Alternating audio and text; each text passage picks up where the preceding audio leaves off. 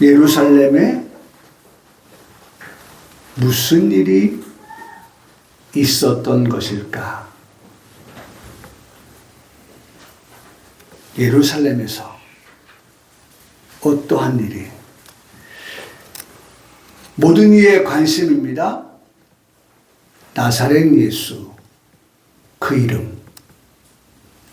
그 이름이 예루살렘 안에 지금 회자되고 있어요.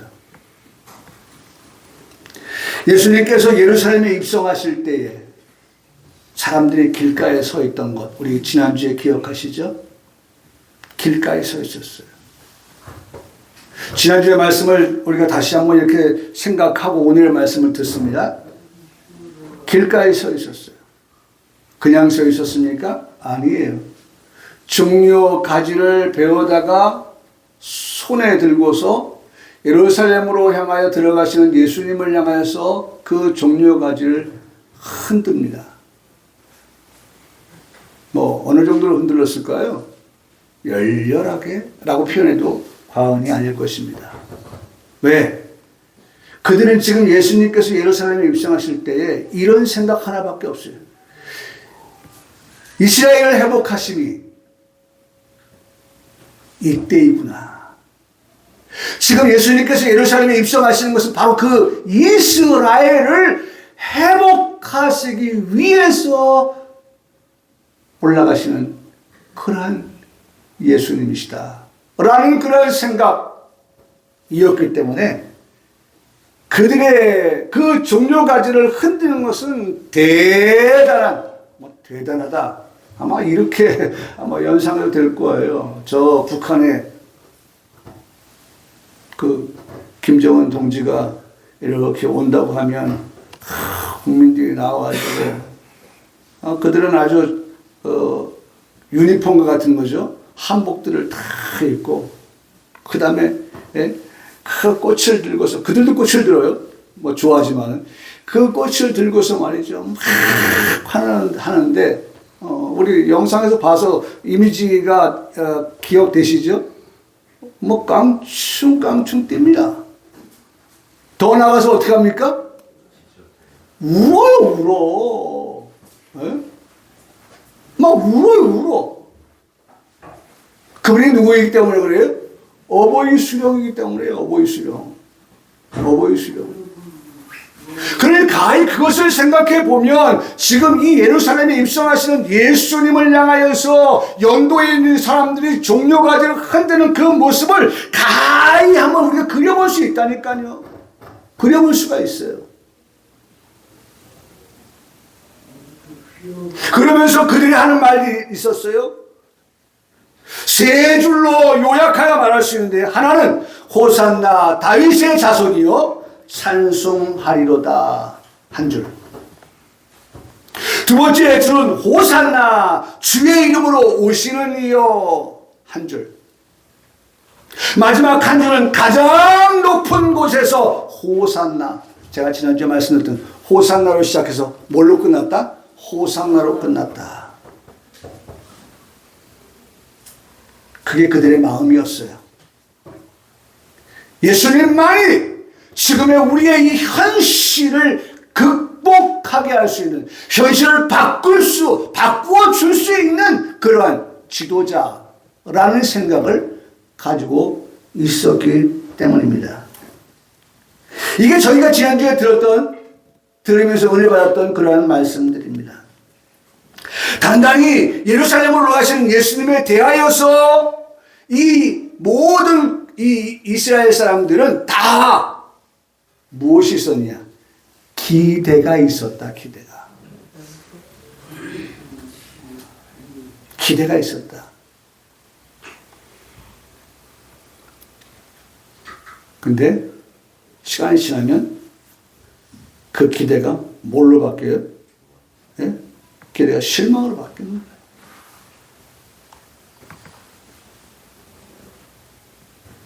원망으로 바뀌어요. 미움으로 바뀌어요.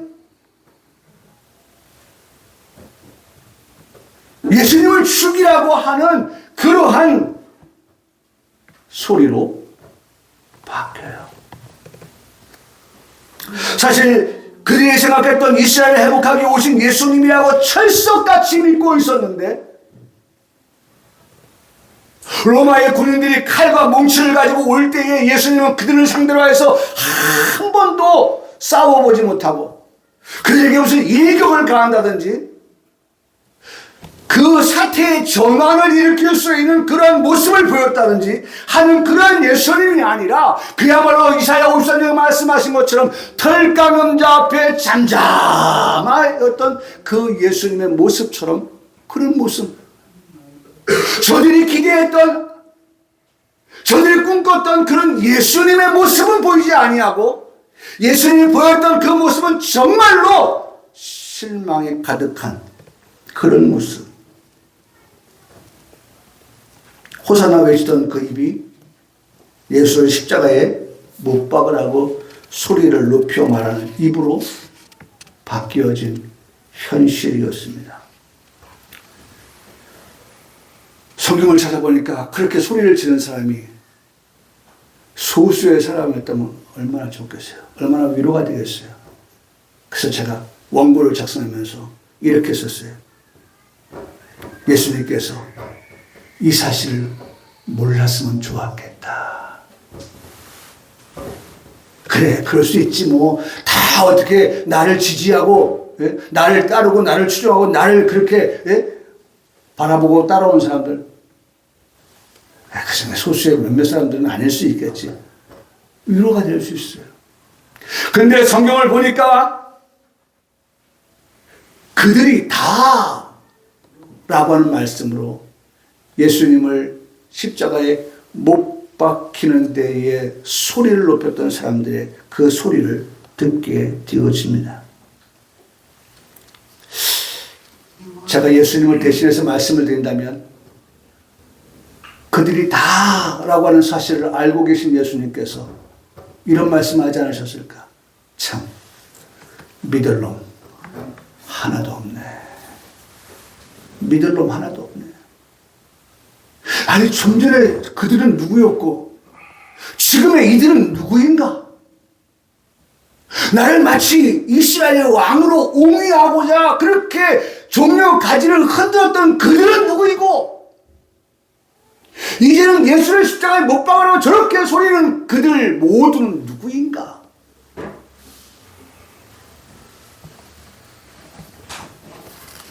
마침내 죄 없으신 예수님께서 십자가에 달리셨습니다. 6시간 동안.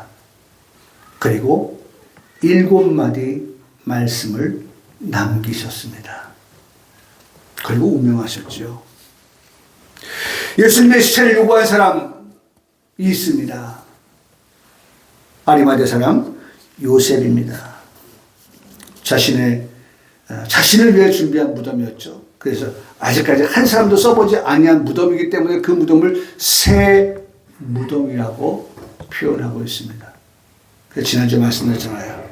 예수님 타고 올라가시던 나귀 새끼도 한 번도 타보지 아니한, 사람이 타보지 아니한 나귀 새끼였고, 그 다음에 무덤도 뭐예요? 새 무덤. 아무도 사용한 적이 없는 그런 새 무덤을 예수님께서 이제 들어가십니다. 죽으신 지 3일이 지났습니다.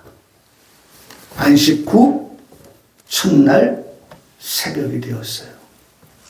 막달라 마리아, 요한나, 야고보의 모친 마리아, 다른 여자들이 무덤을 향해 갔습니다. 아직 동이 트기 전 미명입니다. 미명이에요. 아직 밝지 아니한 그러한 미명의 그 여인들이, 남자도 아닌 여자들이 어떻게 그 무덤을 찾아갑니다. 가보니까 철석같이 당연하게 그렇게 알고 믿고 있었던 예수님의 시체가, 성경에 그렇게 표현하고 있습니다. 그것이 보이지 않았다라고 말씀하고 있습니다. 보이지 않았다. 대신해서 예수님의 시신은 보이지 않았지만 거기에 찬란한 옷을 입고 있었던 두 사람을 만나게 되어지는데 그 두 사람의 말이 지금 예수님의 시신이 없는 것을 실망하고 있는 이 여인들에게 위로가 되어지는 말씀을 듣습니다.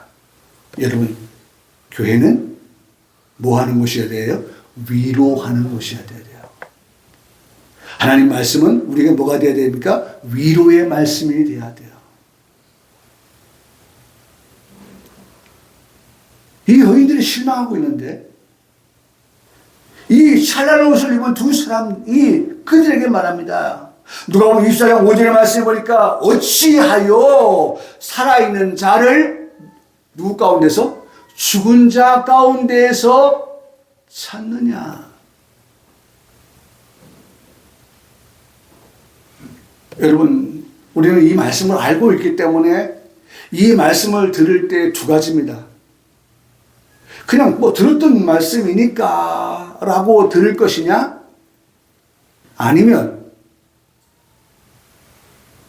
정말 다시 한번 우리 마음속에 어떻게 예수님 그 빈 무덤이 우리에게 주는 것은 어찌하여 살아 있는 자, 그렇죠? 어찌하여 살아 있는 자. 여러분, 오늘 우리가 예수님은 죽은 자 가운데 계시는 예수님이 아니라 죽은 자 가운데에서 살아 계시는 예수님, 살아나신 예수님. 여러분, 이것이 우리에게 다시 한번 이 부활절을 맞이하면서 이 여인들이 달려간 그 걸음처럼 우리가 달려갔다고 생각하고 이 찬란한 옷을 입은 사람들을 통하여서 듣게 되어지는 음성이 있다고 하면 예수님 어떻게 죽은 자 가운데 계시지 않냐고. 그분은 살아나셨다. 살아있는 자를 어찌하여 죽은 자 가운데서 찾느냐.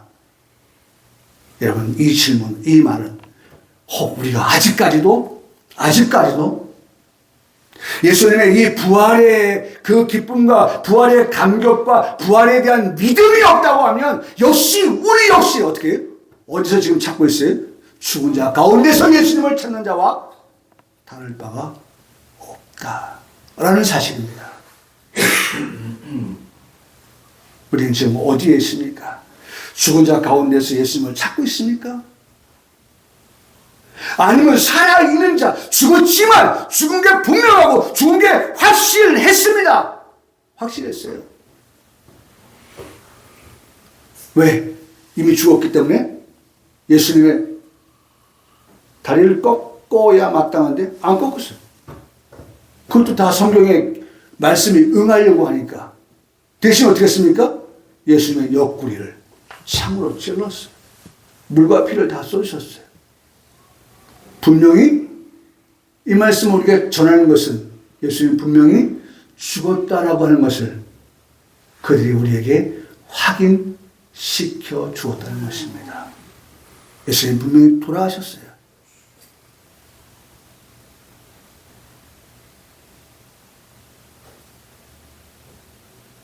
이게 중요한 거예요.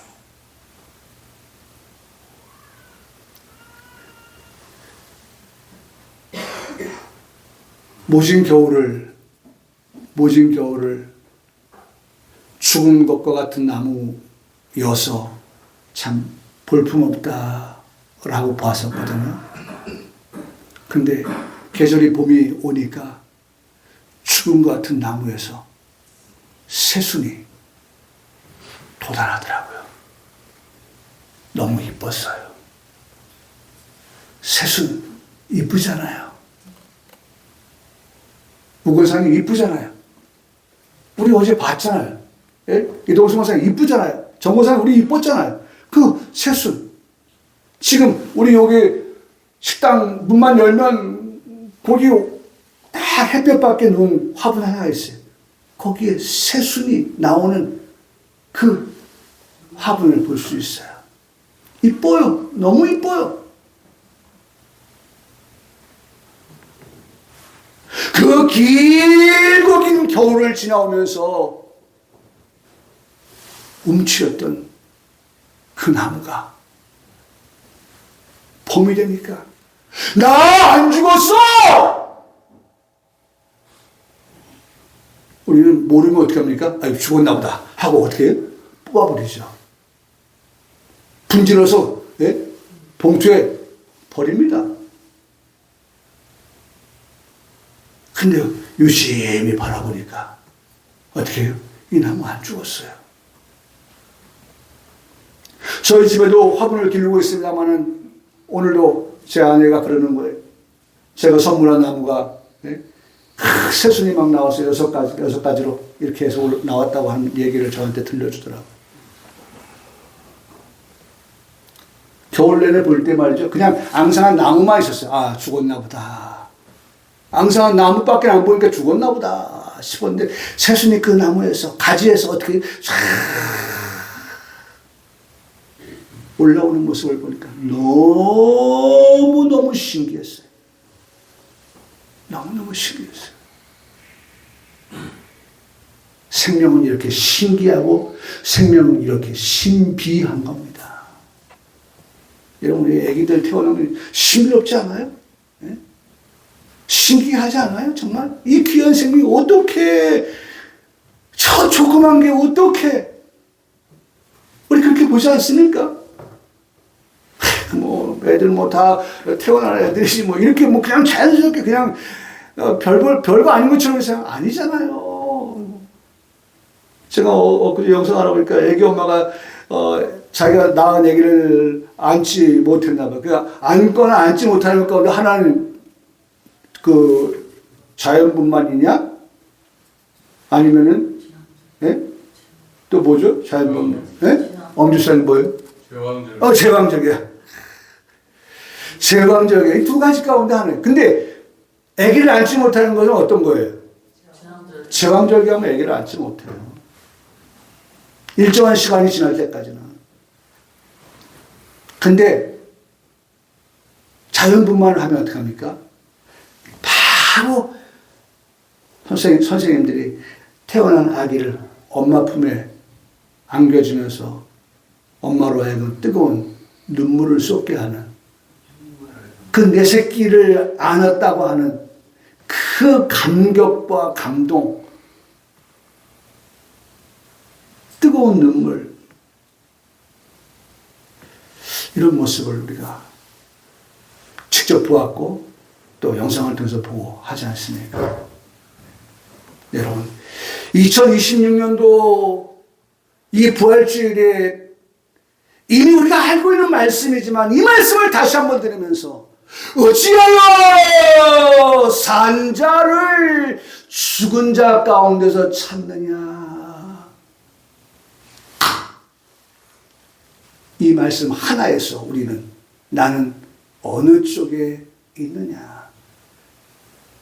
분명히 죽으셨는데 죽으신 예수님께서 살아나셨다라고 하는 것은 믿고 신앙생활하냐.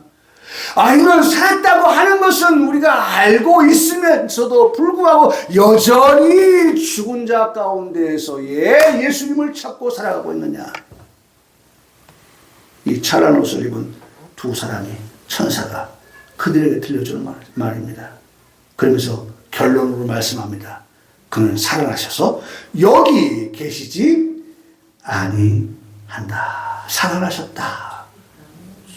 여기 계시지 않고 살아나셨다라고 그렇게 말씀하고 있습니다. 여러분, 이게 복음입니다.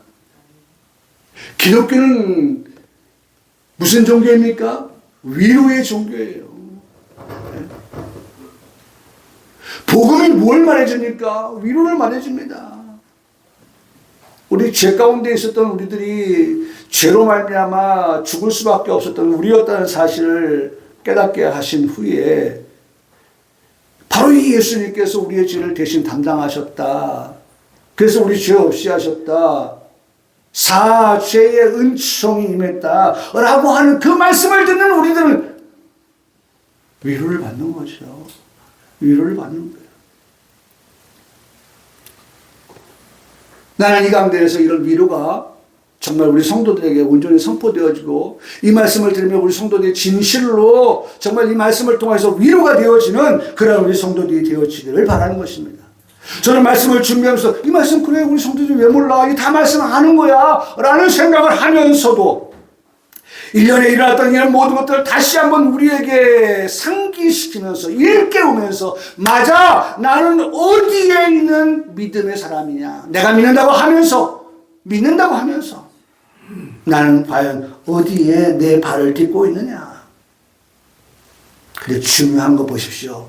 나는 여기서 또 위로를 받습니다. 이 사람이 얘기하는 것들에서 위로를 받으면서 또 하나 이 사람들이 우리에게 또다시 들려주는 말씀을 통해서 위로를 받게 되어지는데 이런 말씀을 합니다. 갈릴리에 계실 때에 너에게 어떻게 말씀하신 것을 기억하라. 지금 기억하고 있어요, 없어요? 기억 못했기 때문에 지금 예수님을 어떻게 죽은 자 가운데서 찾고 있는 거예요. 네? 무덤에 계신 그 죽으신 예수님을 지금 찾고 있는 거예요. 근데 기억하라. 여러분 이 말씀하고 끝나면 위로가 안 되죠? 그 말씀 뒤에 보면 인자가 죄인의 손에 넘겨져 십자가에 못 박히시고 제3일에 다시 살아나야 하리라 하는 것, 그 말씀이 그들에게 어떻게 기억났다는 거예요. 나는 우리 성도들을 향하여서 생각하는 게 그겁니다.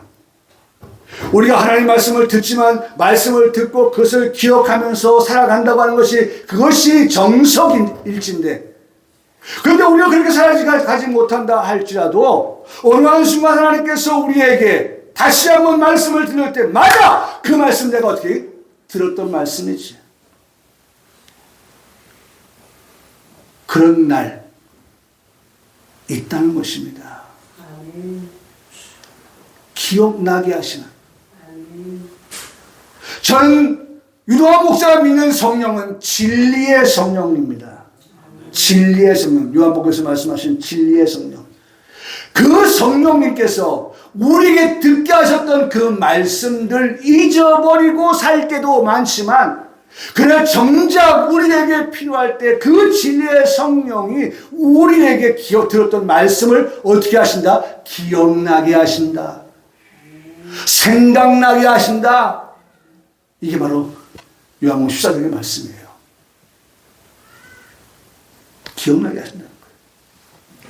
제자들 모두는 예수님 곁에서 예수님께서 하신 말씀, 죄인들의 손에 예수님께서 넘겨지신다라고 하는 그 말씀이 다시 기억났어요.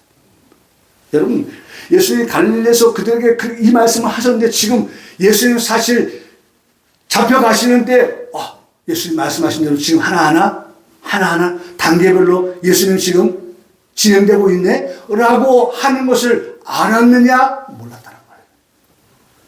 분명히 예수님께서 제자들에게만 특별히 예수님께서 지금 이후에 자신의 일생일대에 벌어지는 일들에 관하여서 들려주셨지만, 예수님께서 죄인들의 손에 잡혀 넘겨지신다고 하는 사실도 말씀을 드리고, 자신이 십자가에 못 박힌다는 사실도 말씀을 드렸고, 죽으셨다가 3일 만에 다시 살아나신다 라고 하는 말씀을 분명하게 예수님께서 하셨으나 제자들은 까맣게 다 기억하지 못하고 있어요. 제가 그 제자들을 분석해 봤습니다. 왜 기억하지 못할까? 예수님께서 분명히 그렇게 말씀해 주셨는데, 특별히 제자들에게는 그렇게 말씀해 주셨는데 제자들이 왜 기억하지 못할까? 라는 것을 제가 분석해 봤어요.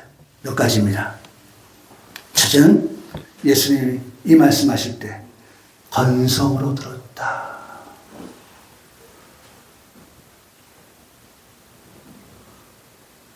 예수님 말씀하실 때 말씀을 듣는 그들이 건성으로 들었다.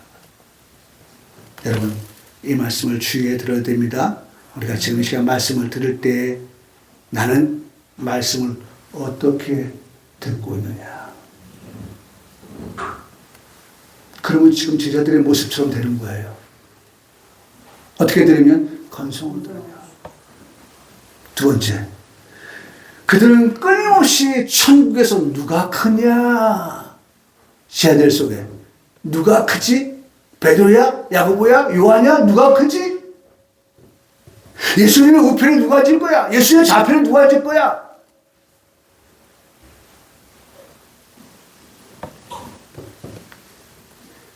그 생각에 몰입되다 보니까 예수님께서 하시는 말씀을 온전히 듣지 못했다. 마태복음 18장 1절에 이렇게 말씀하고 있죠. 세 번째, 왜 예수님께서 그렇게 말씀하셨는데 그들이 이 말씀이 기억이 나지 않았을까 한번 생각해 봤어요. 세 번째, 예수님께서 말씀하실 때 저들이 유념하여 듣지 않아서 말씀이 흘러 떠내려갔다. 여러분 히브리서 2장 1절에 그렇게 말씀하고 있죠. 유념하여 듣지 않으면 말씀을 듣는 시간에 유념하여 듣지 아니하면 말씀이 우리의 귀에 들려와도 그 들은 말씀이 어떻게 흘러 우리에게 머물러 있지 아니하고 그 말씀은 어떻게 해요? 떠내려간다. 그러니까 들은 말씀이 없는 거예요. 기억이 안 나는 거예요. 버스 떠난 거예요.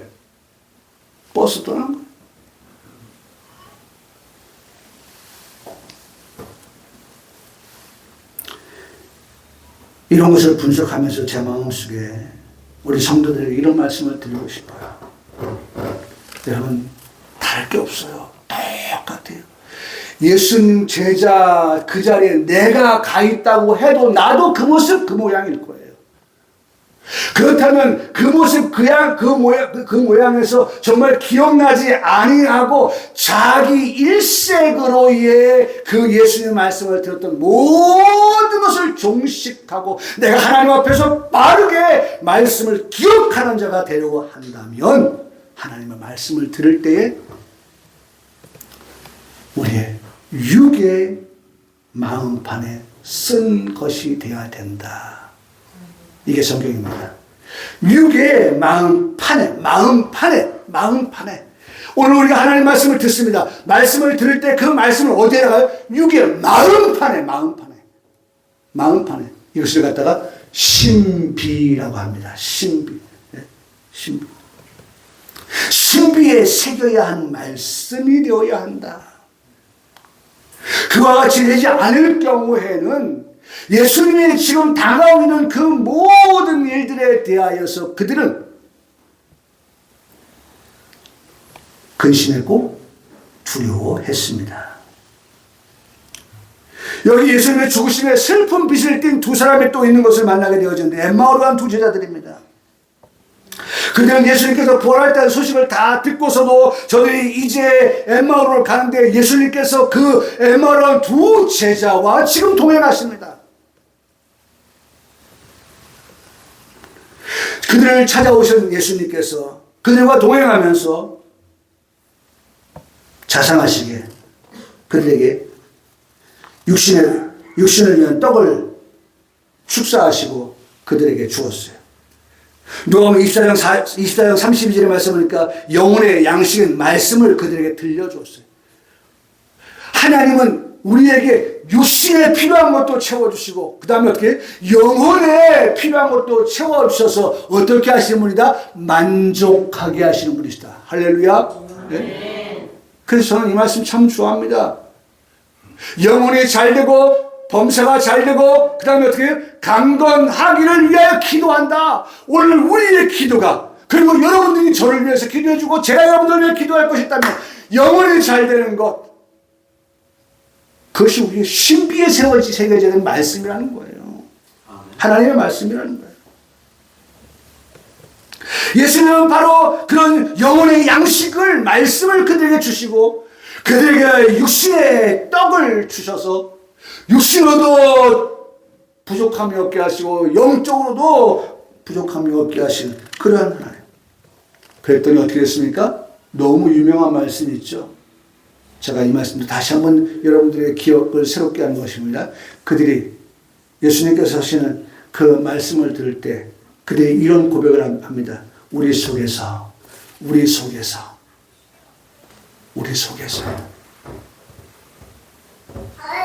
여러분 겉으로가 아니에요. 우리의 속 사람이 새로워진다고 할 때 우리 속에서부터의 변화예요. 우리 겉사람은 후 후패해 간다 할지라도 우리의 속은 날마다 어떻게 해요? 새롭게 우리의 속은 우리의 연수가 몇입니까? 70입니까? 80입니까? 그래서 늘어나는 것들이 주름이고 늘어나는 것이 아픔이고 이런 것들이 있습니까? 있을 수 있어요. 이 땅에서의 삶은 그럴 수밖에 없어요. 물론 100세를 사시고 그 이상도 사시는 분들을 만나봅니다. 그러나 어쨌든 겉은 어떻게 됩니까? 후패해 갑니다. 중요한 것은 우리의 속입니다. 우리의 속사람이에요. 우리의 속사람을 향해서는 우리에게 말씀해 주시는 것이 날마다 어떻게 새롭다. 새롭게 돼야 되는 거예요. 새롭게 돼야 돼요.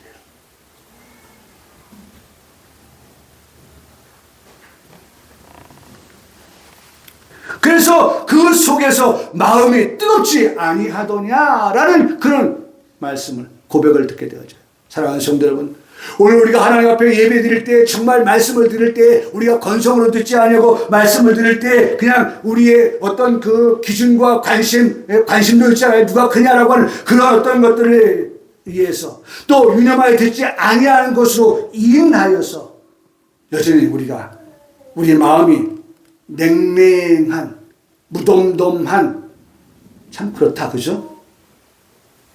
어떻다고요? 무덤한 거예요. 무덤. 예? 그러지 말자는 거예요. 그러지 말자. 예? 무덤. 예? 죽은 자가 무슨 뜨거운 게 있어요. 가장 먼저 우리가 살펴보는 게 죽었을 때 보면 식었다, 차갑다. 산자는 어떻게 해요? 뜨겁다는 거예요. 뜨겁지 아니하더냐. 뜨겁지 아니하더냐. 여러분, 기도해야 돼요. 우리가 하나님 앞에 기도해야 돼요. 사람의 정상 체온이 36.5도. 우리가 정말 그 체온을 유지해 가듯이 우리가 그 뜨거움을 유지해 가는, 뜨겁지 아니하더냐라고 하는 것이 계속 유지되어져 가는 그러한 우리의 신앙 그리고 우리의 고백.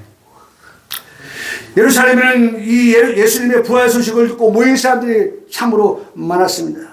11 제자가 그곳에 모여 있었습니다. 함께 한 자들도 그곳에 모여 있었습니다. 그곳에서 부활하신 예수님께서 친히 찾아오셨습니다. 그리고 그들에게 예수님께서 들려주신 말씀이 있습니다. 한번 고백해 봅시다. 너희에게 평강이 있을지어다.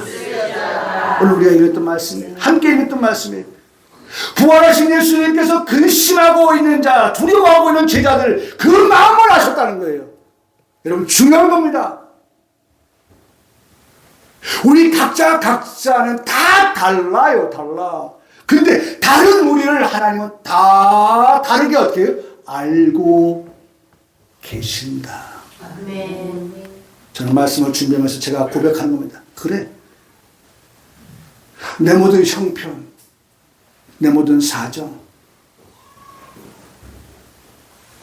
또 내 옆에 계신 분 형편, 사정 나하고 같을 수 없어요. 다를 수 있어요.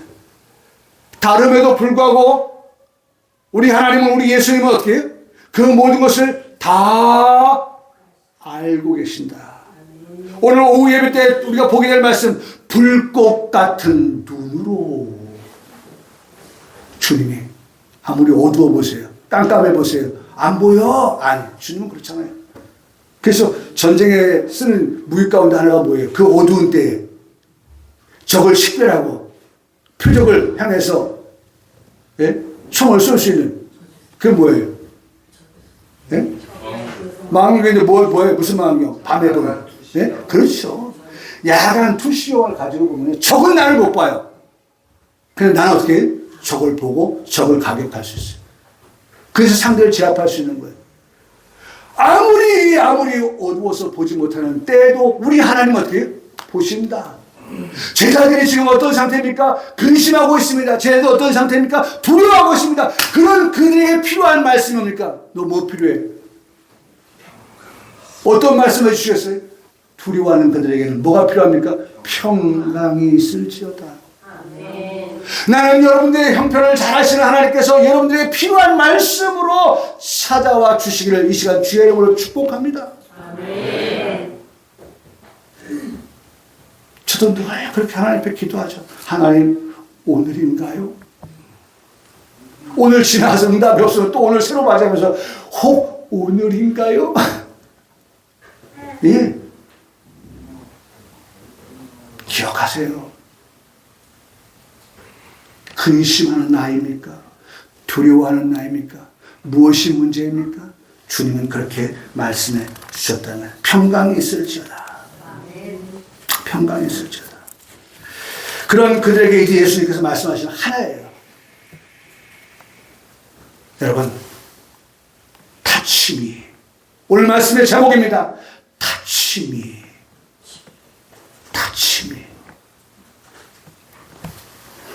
어떻게 나를 다치 만져보라. 나를 만져보라. 여러분, 우리는 어떻게 만져요? 우리는 어떻게 만져요? 너는 본고로 만져본 거로 믿느냐? 오늘 말씀의 결론입니다. 너는 어떤 사람이 되든 보지 않고 믿는 믿음이 어떻다? 복되도다. 우리에게 예수님 만져볼 그런 것, 손, 발, 옆구리 아니지만은 말씀을 통해서 우리에게 만지게 하십니다. 여전히 이 말씀은 유용합니다. 예수님 당시 때의 제자들에게만 이 말씀을 하신 것이 아니라 지금도 우리에게 말씀하십니다. 뭐라고요? 나를 만져보라. 터치해보라. 사랑하는 성도 여러분, 터치해보라. 말씀을 열어서 터치해보라. 터치해보라. 모든 말씀은 바로 예수 그리스도에 관한 말씀입니다. 이 말씀을 읽으면서 나를 만져보라. 내 손을 만지고 내 발을 만지고 내 옆구리를 만져보라. 내가 죽었다가 어떻게 살아났느니라. 2020년도 우리 성도들이 보지 않고 믿는 믿음을 가지고 더 복되게 살아가는 우리 성도들의 삶이 되기를 주님의 이름으로 축복합니다.